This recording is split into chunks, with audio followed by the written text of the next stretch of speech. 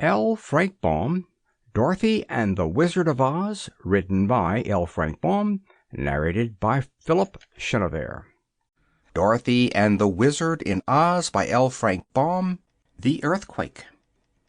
The train from Frisco was very late. It should have arrived at Hugson's Siding at midnight, but it was already 5 o'clock, and the gray dawn was breaking in the east when the little train slowly rumbled up to the open shed that served for the station house. As it came to a stop, the conductor called out in a loud voice, "Hugson's Siding!" At once a little girl rose from her seat and walked to the door of the car, carrying a wicker suitcase in one hand and a round bird cage covered up with newspapers in the other, while a parasol was tucked under her arm. The conductor helped her off the car, and then the engineer started his train again, so that it puffed and groaned and moved slowly away up the track. The reason he was so late was because all through the night there were times when the solid earth shook and trembled under him, and the engineer was afraid that at any moment the rails might spread apart and an accident happen to his passengers. So he moved the cars slowly and with caution.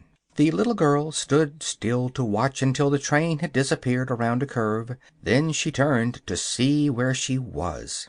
The shed at Hugson's Siding was bare save for an old wooden bench, and did not look very inviting. As she peered through the soft gray light, not a house of any sort was visible near the station, nor was any person in sight. But after a while the child discovered a horse and buggy standing near a group of trees a short distance away. She walked toward it and found the horse tied to a tree and standing motionless, with its head hanging down almost to the ground. It was a big horse, tall and bony, with long legs and large knees and feet. She could count his ribs easily where they showed through the skin of his body, and his head was long and seemed altogether too big for him, as if it did not fit.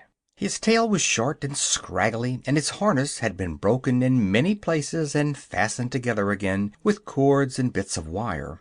The buggy seemed almost new, for it had a shiny top and side curtains.